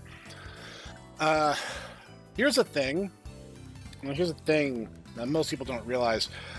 We have the silver bullet to power. It's called nuclear energy. And before you jump into my comment section and start going, ma Chernobyl, ma Fukushima, ma 3 Mile Island, those were Fukushima and 3 Mile Island were successful containment events and nobody died. And Chernobyl is why you don't let, the Ruskies build anything, because you'll end up with all the corners rounded off until you no longer have a square, you just have a circle. And no one uses that type of reactor anymore anyway. So it wouldn't even be that type of reactor. Modern nuclear reactors can't melt down. It's physically impossible. There is no way for us to have a nuclear event like the ones that we had 3 Mile Island and Fukushima and Chernobyl. It doesn't happen anymore. And now, with things like thorium salt dome reactors, you don't even run into the same issues where it's not even weapons-grade material. Thorium is terrible for nuclear weapons. It's really only good for energy. And if we converted the entire US power grid to thorium reactors, energy would be so cheap that most of these places would have to lay off a huge part of their workers because there would just be an excess supply of energy on the grid 24/7. This whole BS about power companies telling you to lower your air conditioning in summer is run by a bunch of octogenarians who want to see line go up on a graph. Because it's not true, and they literally do that so that they can just continue to extort people. But we have the technology. We literally solved the power crisis decades ago. Just they don't want it because then they lose their windfall profits. Okay, I'm getting off the soapbox. I'm not getting into it. Would you want your kids working in mines? If they're being little brats, absolutely. Seriously? Yep, it'll build character. Besides, didn't you ever wish you were working instead of locked in a classroom all day when you were a teenager? Yeah, honestly, it kind of did. Got me there. I know I learned way more working part-time than I ever did in the classroom. Yeah, academia is a freaking racket. Just think how wealthy I would have been if I was able to start working at 6 instead of 16. Did most of your money come from alimony? Yeah, details. Oof. Any other spicy takes from Yu? Not sure you can consider this spicy, but she wants to make Osaka the capital of Japan. Strengthen alliances with Korea, the US, and the Philippines. Remove the 1% GDP cap on defense spending. Reduce the number of Diet members and their pay by 30%. Based. Deregulate some industries' additional free speech protections. Lower taxes and spending across the board. You had me at lower taxes. Amen, brother. Oh, yeah, the glorious Osakan Emperor, I guess. Maya covers her mouth and laughs. What about you? Got any fun political takes? Sapporo should be the capital of Japan. She replies without missing a beat. Why? Because it would be funny. I can't help but laugh. Can't argue with you there. That would be pretty funny. Anything else? There is literally no reason that Austin should have been the capital of Texas. It literally should have remained in Houston. That would have made far more sense. Honestly, I really only have two crucial beliefs. No inheritance tax and higher alimony payments. I agree with you on the first half, and I'm gonna have to have opinions on that latter one. That is the most Maya answer you could have given. Don't judge me. Everyone worked hard for their estates. Why should the government get a piece of it? Backing out of an agreement you made before God should have a higher penalty. Should have a capital G there. You still miss him that much, huh? Maya nods wistfully. I'd trade all my properties back in an instant if I could be with him again. Oh, Maya. I feel a little bit scummy now that you put it like that. Mind I continue eating out ramen... Out? Ramen? Our ramen, I assume. Throughout the rest of the scene. Listening to esoteric political ideologies makes you feel more intelligent. Cut! Great work today, everyone. You sure you don't need to reshoot anything? Nah, we can fix it in post. Thanks for all your work today. I really appreciate it. Don't mention it. Damn it, now I want some ramen. The heck. Shun takes her main outfit off in one fell swoop and stuffs it back into Yu-Yu's hair. I don't know how she did that. That's not to dwell on it. God, it was stuffing that thing. I have no idea how girls worked in that. Never underestimate the power of a truly dedicated maid. They're stronger and cuter than any soldier. The elegance, the implied eroticism, the professionalism, the elegance of a queen, and the comfort of a mother all rolled into one complete package. Does anyone know how the French maid outfit got so popular in Japan? I keep hearing my customers talk about them. Nobody knows, but I would have loved to see the first reaction to one. Meiji-era diplomat in his first visit abroad. He visits France, a country renowned for its culture. He enters a fine estate of some politician and lays eyes on the sacred monochrome garb. And just like that, history changes. Uh-huh. Well, if we're done here, I gotta work the maid stank off me. Laters, laters, later. Evan wishes June farewell, and we head back home exhausted and full of ramen. That was a productive day. Not really. I feel good about this. I feel like I might have lost a few brain cells, got another political rant, and also, like, feel kind of bad about, like, hitting on Maya now, but that's not going to deter me from this course. I am staying the course. It's Maya or it's nothing. Once again, one action. Reach out to silence my alarm. But see Fuko already there with her arm to my balcony door and her finger on my clock. You, set now. I need to get showered and changed. No, no, no. So you need you to be stinky and in your boxers? What? Fuko! The heck? Fuko's getting ghosty and pulls me out of bed. Fuko starts carrying me to the city as if I was a cheap soda can. Why do you need me in my boxers? Because when June finally rescues you, you'll have been Fumi's love slave for an entire week. Wait, week? The story takes place over a week? Kung Fu Maid doesn't like to waste time. Your body will be dry and bruised, and your mind will be nearly broken. The mere sight of you will further motivate June to save you. Can I at least have a blanket or something? Of course. Fuko pulls a blanket out from her shirt and lays it on me. It reeks of her boob sweat. Nice. Now yeah, dude, my guy. Fuko carries me to the beach where we see Afumi sunbathing while practicing her lines, Maya adjusting the boom mic, and Yu and June practicing their katas. Wait a second, why are we shooting here? I thought the climax was supposed to happen in the dojo. Just got really mad with the firework incident. So we're just filming the rest of the movie here. Won't that look suspicious? It'll be fine. It's a big beach. Just shoot at different angles at different times of day, and nobody will be able to tell the difference. Tell that to a Kamen Rider fan. Alrighty, gals, you ready? Yeah, this will be easy. I should be good to go. Okie dokie. Fuko spins her camera around, stops it in front of Yu and June. Action.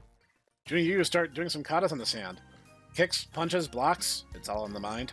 I'm sure this footage will look a lot better with some editing and a good song attached to it. June's form is impeccable. Each strike looks like it could tear through a building. Yu's form needs some work. She's trying her best, but an athlete she is not. Cut, you're doing it all wrong. What did I do wrong? Hey, you're not the director. You can't yell cut. June glances towards the camera. I can feel Fuko shrivel up under the sheer weight of June's glare. Meep. Anyway, you're not following through with your punches. You're stopping right before you hit your target. Don't do that. You're not going to hurt anything like that. Make sure you twist your elbows like this. Keep your fists tight and widen your legs. June grabs Yu's thighs and puts her in a wide stance. Strong, firm stance is key to a strong punch. Now come on, try to hit me. Fuko starts running the footage again. Hey-ya! Yu follows June's instructions and hits her right in the chest. A shockwave reverberates up Yu's arm and travels to the rest of the body, making her body wobble. Ow! Yu holds her fist. Come on, you can do better than that, Sensei. June pats her stomach. Kick me. Humph. Yu lifts her right leg, rotates her left foot, and kicks June square in the stomach like a horse. June doesn't flinch. She doesn't recoil. She doesn't move in the slightest. Yu, however, is launched off June's stomach and goes flying backwards. She tumbles to the sand, cushioned only by her voluptuous ponytail. I thought you were supposed to be my sensei. What happened? Silence, student. Yu climbs to her feet and starts sprinting back to June. Respect your elders. Bring it on. June sends her arms outward. Hit me with everything you've got. Yu spins around, leaps backwards, butt first towards June. Gasp! The forbidden technique! The flying peach! Yu's butt collides with June's head and sends her teetering backwards into the sand below. Gack! And now, my life is a Dead or Alive sequel. A good one. Fuko whispers and zooms in on the camera. Oh, this is good. This is real good. Where would this even go in the film? We'll worry about that later. Batuu. A plume of sand erupts in the ground as June and Yu now lie in a crater. June grabs and smacks Yu's butt. Are you sure my sister trained you? Yu grinds her butt against June's face. No other people succumb to the flying peach this quickly. Yu rises from June's face as to crash her ass right back onto it. Pathetic. But Maya and Hifumi start watching too. Do you really think you can defeat Hitomi with strength like that? June calms down and grabs Yu's butt and slowly lifts her. Yu struggles for a little bit for restraining herself to stay in character. I would do anything to defeat. No, save Hitomi. June extends her arms and bench presses Yu. I don't care what I have to do or who I have to fight. I'll burn the entire world down if it means saving my friends. I see. Then I may have just the thing for you. Yu reaches into her ponytail and pulls out a combat-made outfit. The sacred garb has been passed down through our family's dojo for generations. Sacred garb? June stands up and slowly rescues you down on her feet. Her arms are shaking. She's visibly winded, too. Never underestimate the power of a fast. Thank you, Naoya. What's so sacred about it? This looks like a cheap cosplay. I suppose sacred is a bit of a misnomer, for it houses a great demon. What? What kind of demon? You know, a tail Tamo no Mai has possessed your friend. Well, that bitch has several tails, and one of them is housed inside here, too. June stares wistfully at the outfit. You did say you would do anything to save your friend, right? I did. June starts slowly donning the maid outfit one piece at a time. Oh, Fuko spins around her trying to get every sultry angle. After donning the whole outfit, June takes a deep breath and stretches. How do you feel? June starts shadowboxing. Good, real good. Just don't let it consume you, you hear? I hate to put down another pupil. If I do succumb to the outfit, don't hesitate to put me down, alright? After I save Hitomi and Naoki, of course. You got it. Now, you climbs into June's back. Mush, you still got a lot of training to do. I'm not letting you fight Hitomi again until you can defeat the Flying Peach. Yes, Sensei! June starts running down the beach. Fuko runs after them to try to keep recording. And cut! Perfecto! Fuko stops running to catch her breath. Okay, June, you can stop running now. Nah, it's lovely out right now. I'm gonna get some laps in. No, let me off, let me off! June continues running down the beach despite Yu's protests. June's so fast, she returns without in a minute. June looks refreshed. Yu looks like she just got thrust onto a roller coaster. What are you filming next? We're filming the scene a week after your training montage where Yu is seeing if you're finally ready to fight Hitomi. Sounds good to me. How are we gonna test that? Sensei Yu will attempt to defeat with her Flying Peach again. Defeat her butt and you'll be good to go. And how are you planning on having her defeat my butt? I don't know, smack it, deflect it. Just do what you guys did the first time, except June parries it. Easy. Sounds good to me, I'm in. Hold on, I didn't agree to getting my butt played with. Please. Yu sighs for flashing Fuko a smile only she can see. Fine, but never ask me for anything ever again, alright? Deal. I love you, you're the best. I know. Evan gets into position once more. June kneels on the sand, Yu is pacing back and forward in front of her. And action. You have successfully completed all my trials, and even with the cursed garb, your soul remains intact. How do you feel? Do you still feel human? June rests her palm on her chest and feels her heartbeat for a moment before nodding. Yes, I definitely feel its influence. It's like something always in the back of my mind. Festering, whispering. My last people who donned that garb said the same thing. The voices kept her up all night and eventually made her give up her training. How have you been keeping the spirit at bay? Oh, that's easy. Your training kicks my ass so hard that I'm dead tired by the time it's bedtime. Tommo could be setting off bombs in my mind and I wouldn't wake up. That just means you've been adhering to my training. You've been a most excellent student. Yu takes a wide stance. Are you ready for your final exam? You know it. Yu turns around and aims her butt at June. Then come at me. June launches herself butt first at June once again. This time June catches her just in time, swings her around, and chucks her into the ocean. Ba-doom.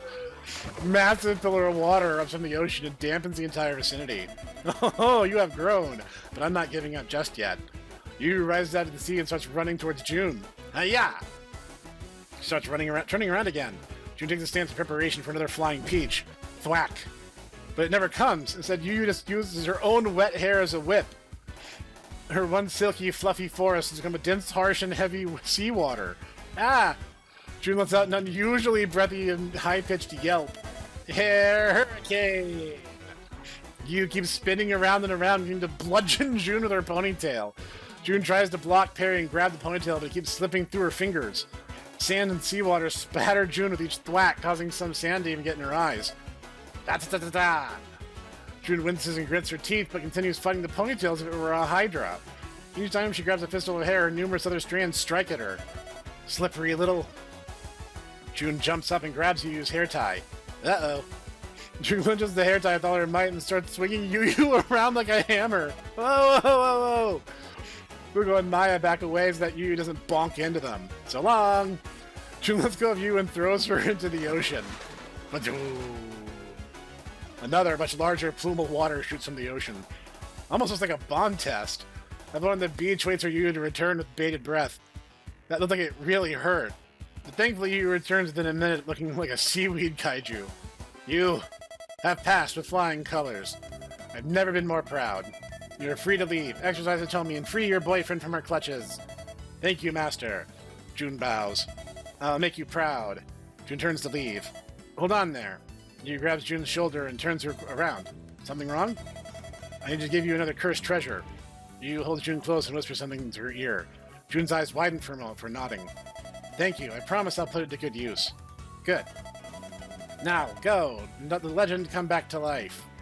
June marches towards the camera with a confident grin and a stride that's dripping with purpose. And cut. Excellent work here, everyone. I loved every second of it. Thank you, thank you. Need me for anything else today? Nopal dopal, you're good to gopal. Awesome. You waves goodbye to us and starts jogging inland. Good luck with the rest of the shot. Gotta hurry back to prepare for dinner rush. Ciao. Ellen wishes you goodbye. Ifumi yawns and rises from the sand. Am I up yet? Yep. Fuko reaches up and offers me to Ifumi. Here, take this. Did you manage to make the necklace? Sure did. Necklace? Hee. Ifumi puts a gold chain around her neck and fastens my arms to it. I'm now resting on her chest, my arms bound by chains as if I were a pendant. How do you feel? Ifumi bounces up and down, causing her breath to rise and slide against my legs. Chains aren't too tight, are they? I say gold chain, but it feels like a cheap plastic prop you'd find at a party store. That being said, it's about as comfortable as getting strung up by your arms could be. Wrists aren't chafing, chains aren't hot. Not only that, there's something cozy about being used as jewelry. Can't describe it, but I could get used to this. Nope. My thighs tense up. I feel fine. That's really cute, actually. I know, right? Think we could open a tiny jewelry store? Isn't that just slavery? It's not slavery if they consent to being sold. She's got a point. June lifts me up and strokes me between her fingers. You definitely fetch a pretty high price. Ifumi hugs me to her chest. He's not for sale. June backs away and looks towards Fuko. So we're shooting the climax, eh? Yep. You know your lines, right? How much are we allowed to improv? Improv all you like, within reason, of course. Let me know when you're ready. June and Ifumi reviewed the scripts on their phones one last time. Ready. June put their phones away. June walks off set. Ifumi turns towards the beach and holds me up towards the sun. And action! Ifumi examines me as if I were a gemstone. Please let me go. I'm tired. I'm cold. I sniffle. I want May back. What do you even see in that smelly tomboy anyway?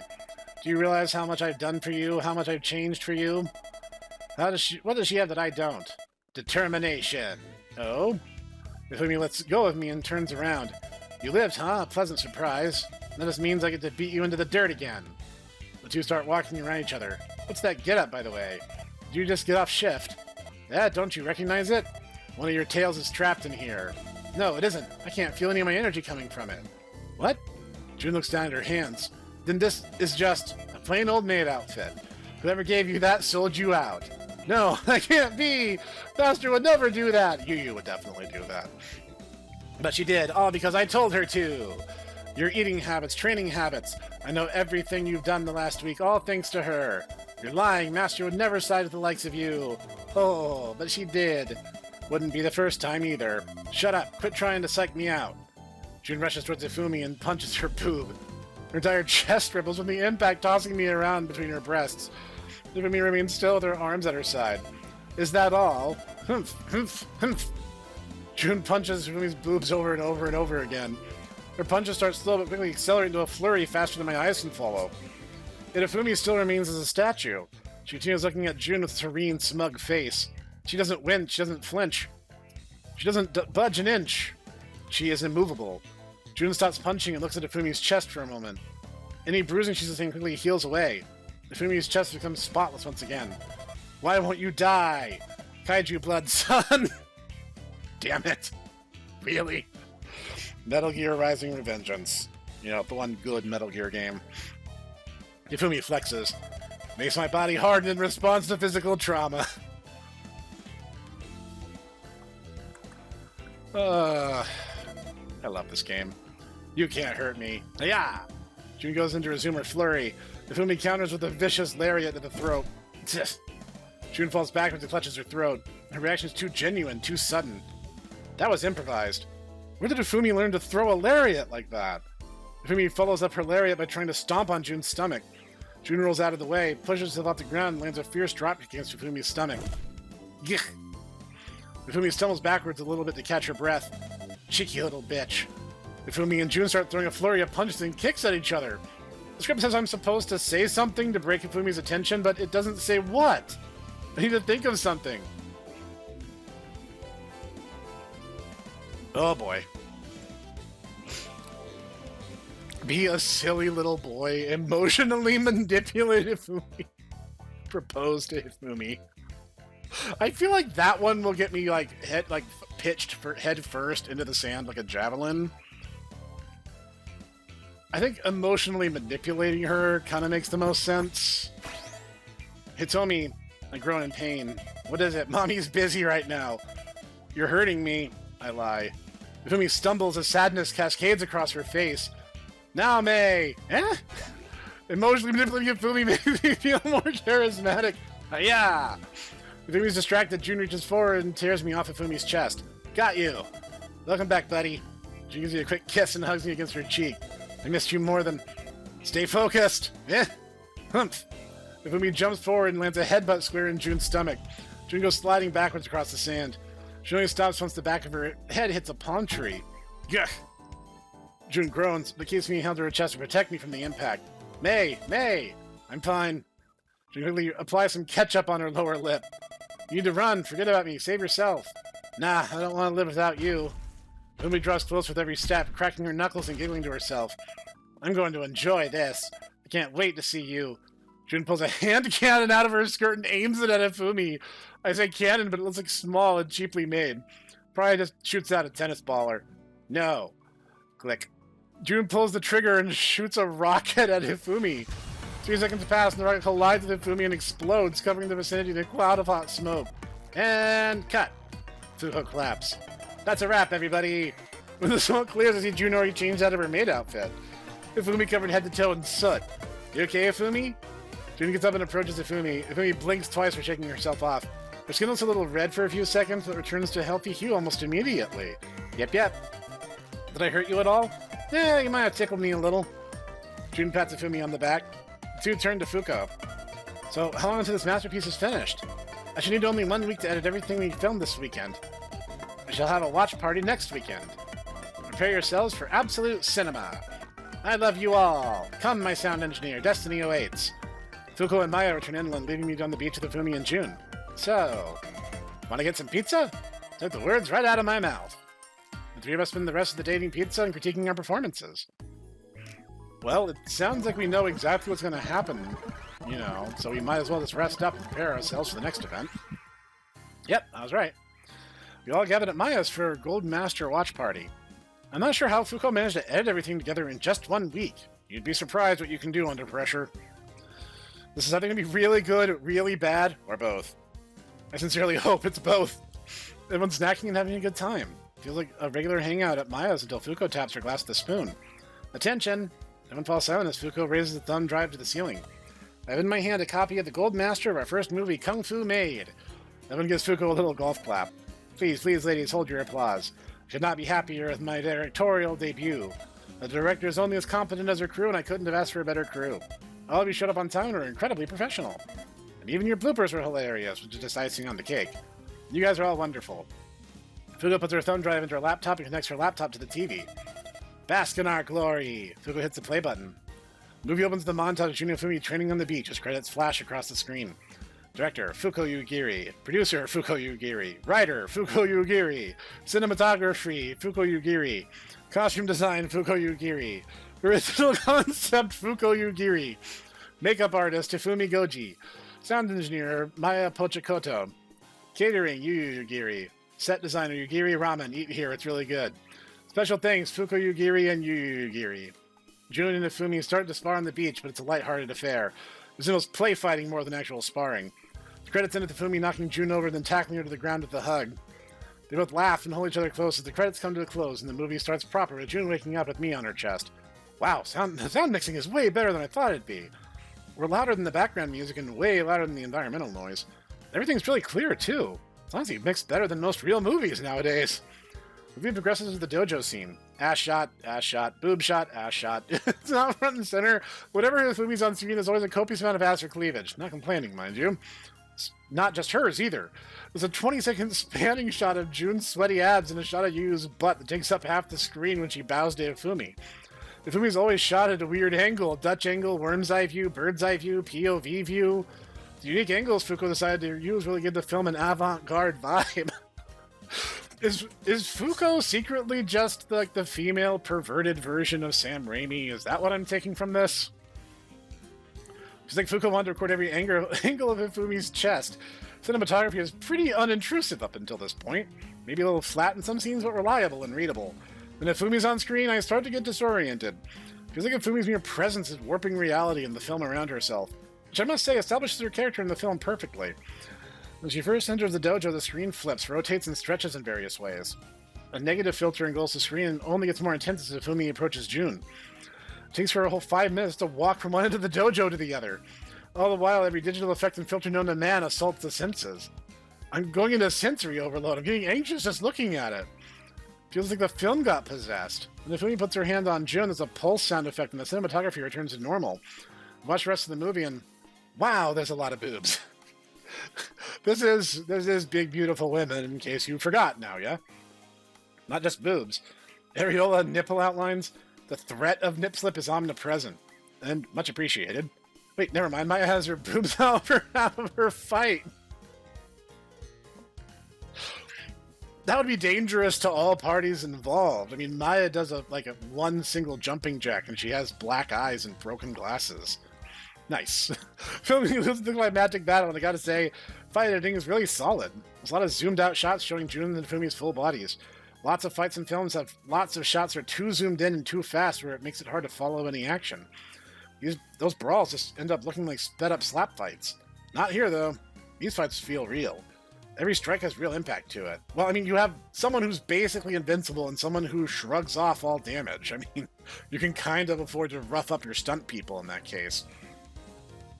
Every grapple makes a ground quake and satisfying boom sound effect edited in. Hifumi's strikes look elegant while June's feel bestial. June gets knocked back and Hifumi marches towards to deal the final blow.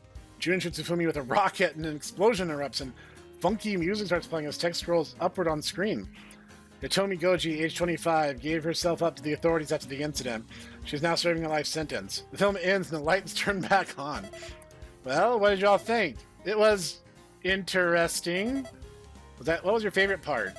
The ending? Me too! How it represents the hollowness of resolving a conflict, the uncertainty of what comes next, and how it leaves things open for a sequel. I'm glad you understand my vision. What about you, sis? What did you like? No. You glances at me. I really liked the shot composition.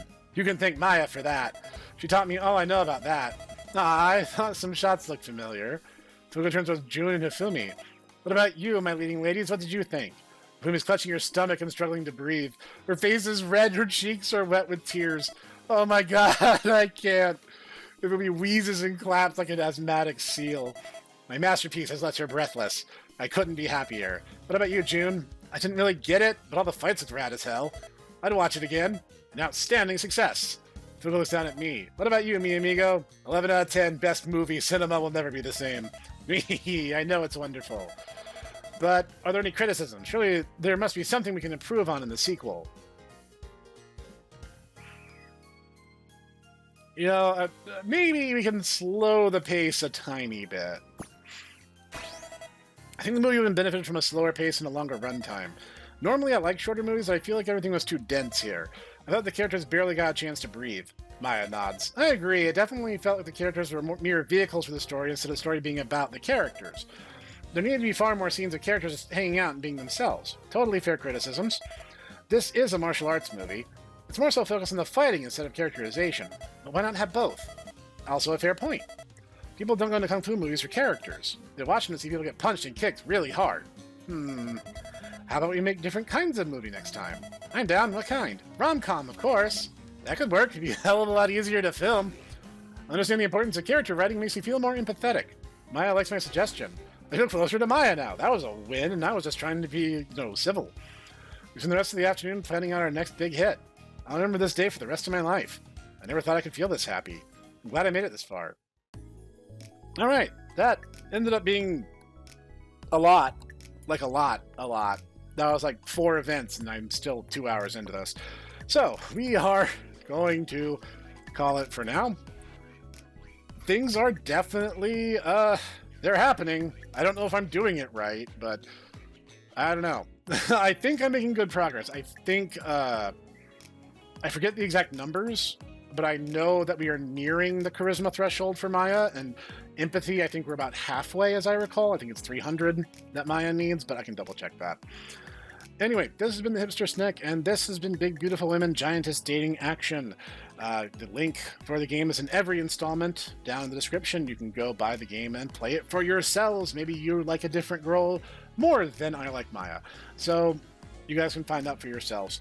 I'm going to see you guys next time.